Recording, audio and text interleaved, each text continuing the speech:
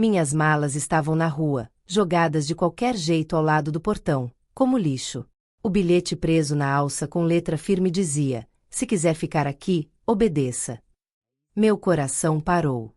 Ali, na calçada fria, eu entendi. Depois de 30 anos criando eles, eu não passava de uma estranha na própria casa. E o pior, eu já sabia que isso ia acontecer.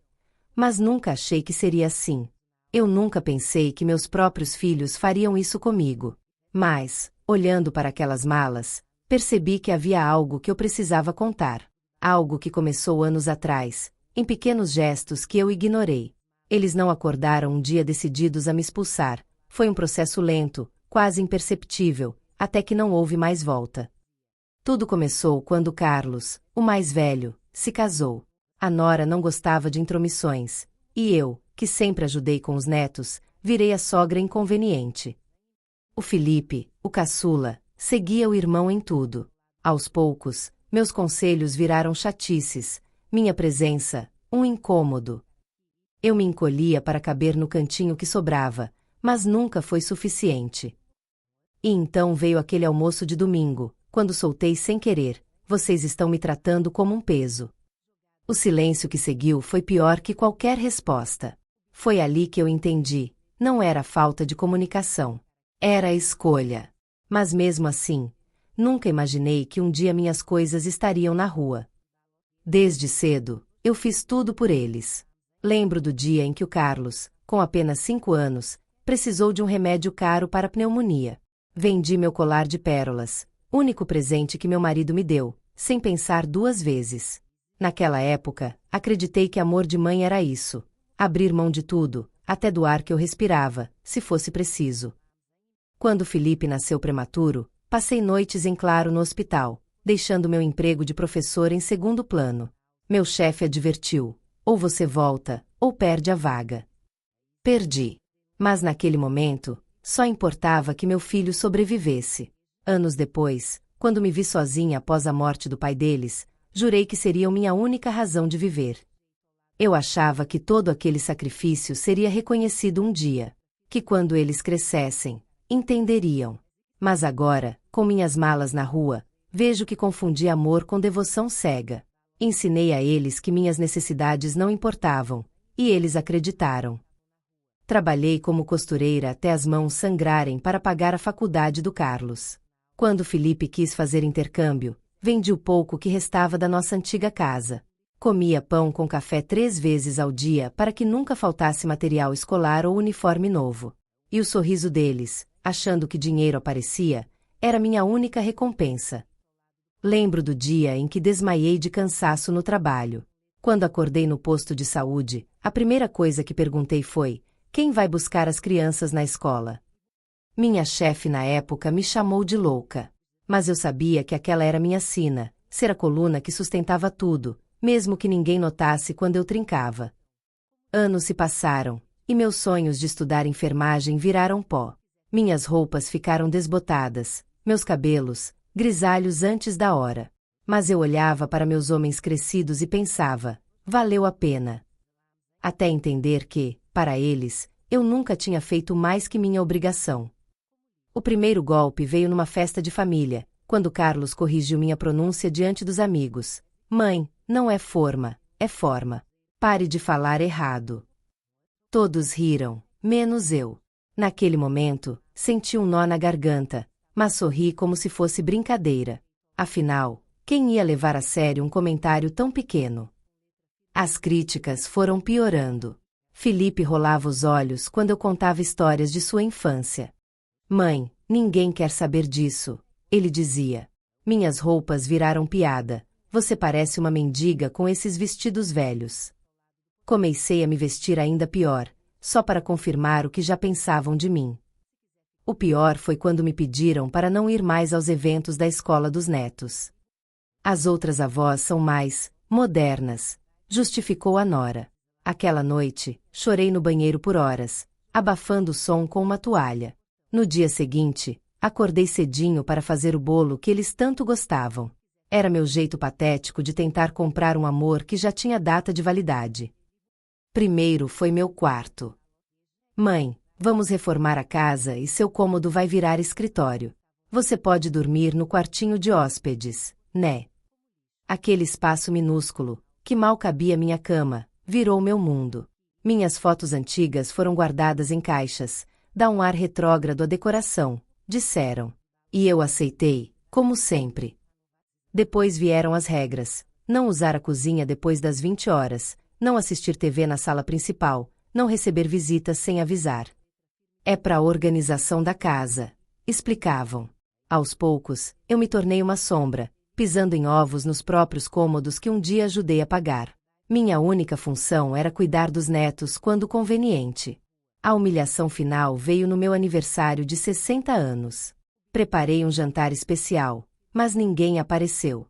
Esquecemos. Mãe, você não manda mais lembretes no grupo da família? Carlos disse, como se fosse culpa minha. Naquela noite, com o bolo intacto, entendi. Eu não era mais família, era um incômodo que toleravam por pena.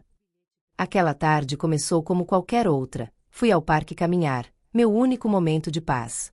Quando voltei, vi de longe minhas coisas amontoadas no jardim. Roupas, fotos antigas, até minha máquina de costura jogada na calçada.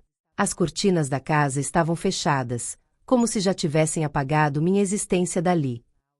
O bilhete estava preso com um clipe na minha mala mais velha, a mesma que usei quando nos mudamos para aquela casa anos atrás.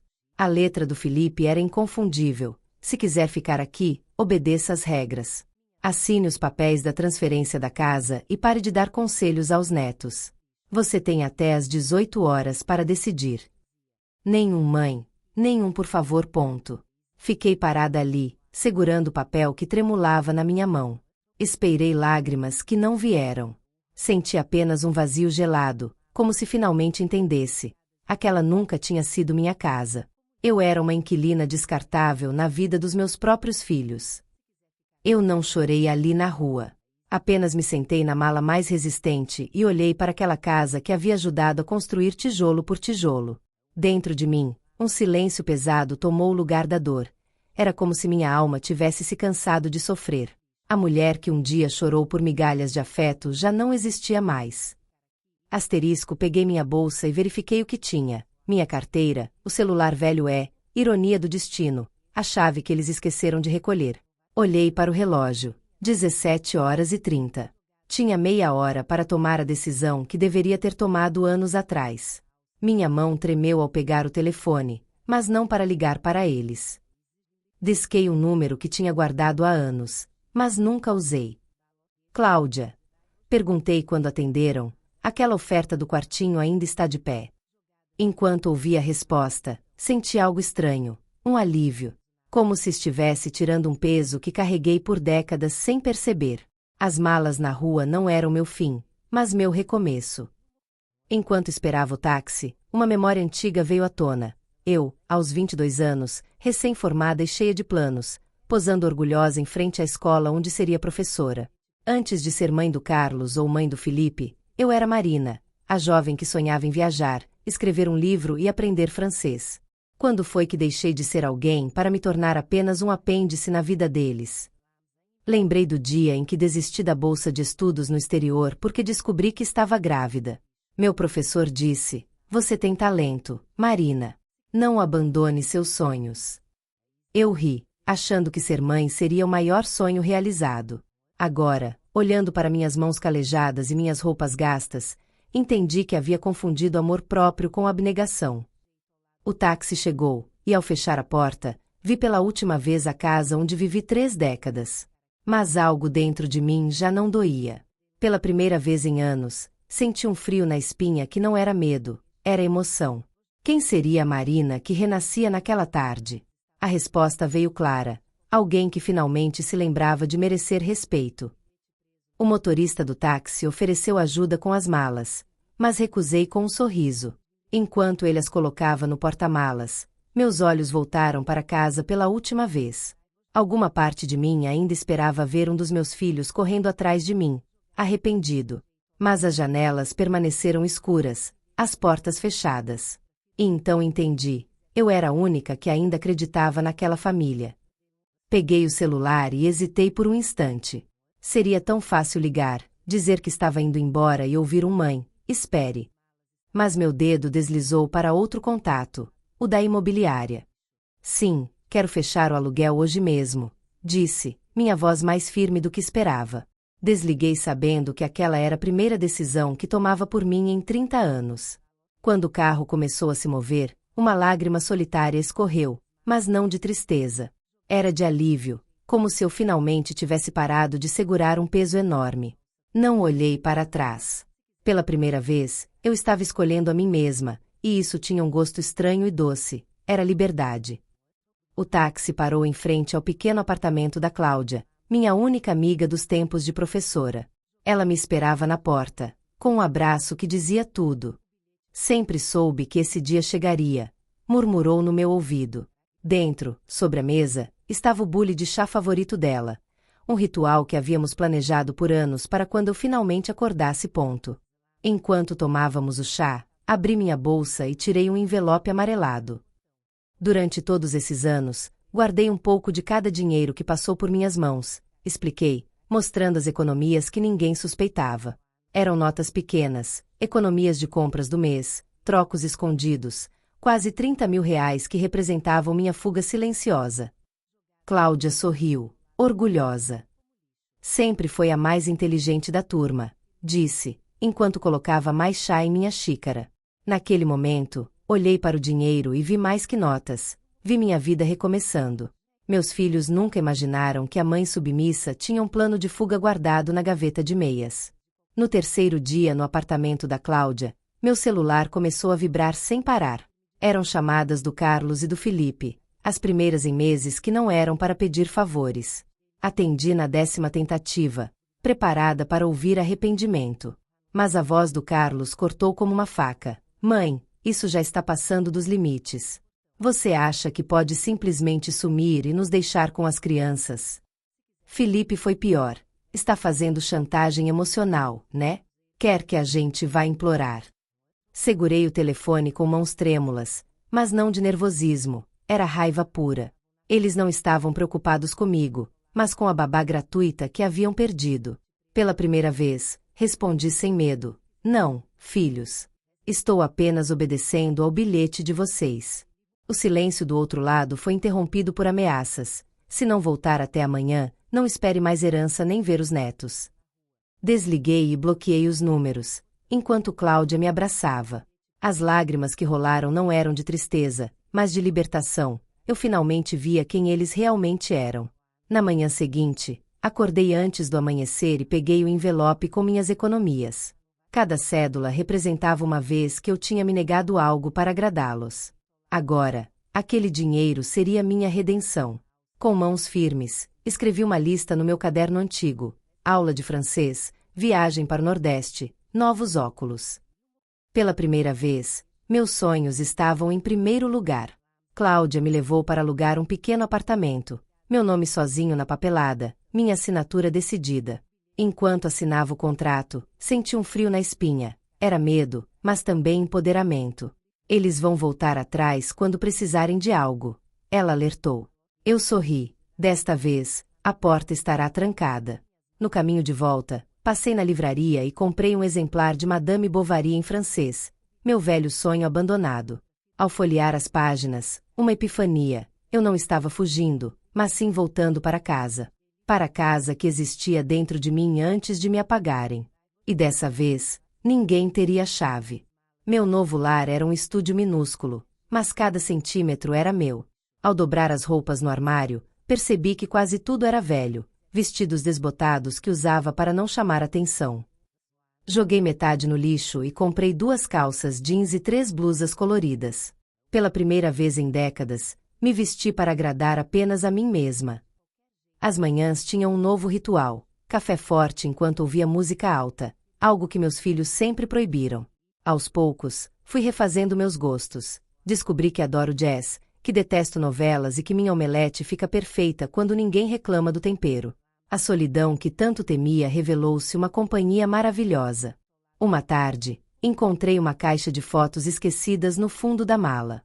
Ali estava Marina de 20 anos, sorrindo diante da Torre Eiffel em um sonho abandonado. Pendurei na geladeira com um imã. Era meu lembrete diário. Eu não estava recomeçando, mas retomando de onde parei. 6 meses depois, encontrei minha nora no mercado. Ela me encarou de cima a baixo, surpresa com meu cabelo cortado, minha roupa nova e, sobretudo, meu sorriso tranquilo. Os meninos estão com saudades, mentiu, enquanto seu olhar avaliava meu carrinho cheio de coisas só para mim. Balancei a cabeça. Mas eu não. E segui meu caminho, mais leve que nunca. Hoje entendo que amar não significa desaparecer. Ensinei meus filhos a amarem apenas a versão de mim que servia a eles. Meu maior ato de amor foi mostrar que mães também têm limites, mesmo que a lição tenha vindo tarde. Talvez um dia eles compreendam, talvez não. Já não é mais minha cruz carregar. No meu pequeno apartamento, olho para a foto na geladeira e depois para meu caderno de francês, agora com páginas preenchidas. A vida que reconstruí cabe em 30 metros quadrados, mas é infinitamente mais vasta que a prisão dourada que deixei para trás. Amor de mãe também é saber quando dizer, chega. E essa, finalmente, é a lição que levo comigo. Você já passou por algo parecido? Alguém da sua própria família te fez sentir que você era um estorvo, que seu lugar não era mais ali. Te disseram que era para o seu bem, mas no fundo só queriam te afastar? Se você se identificou, me conta aí, como lidou com isso? Como está hoje? Quero saber que não estou sozinho nessa, que existe luz no fim do túnel. De onde você está lendo? De uma capital movimentada ou de uma cidade pequena que quase ninguém conhece? Não importa. O que vale é que essa mensagem chegue a quem precisa ouvir. Nunca é tarde para recomeçar. Ninguém pode definir o seu valor. Você é dono da sua história. Se precisar desabafar, estou aqui. E se já superou, compartilhe sua experiência. Sua voz pode ser a esperança que alguém precisa hoje. Não desista. A vida ainda tem muito mais para você.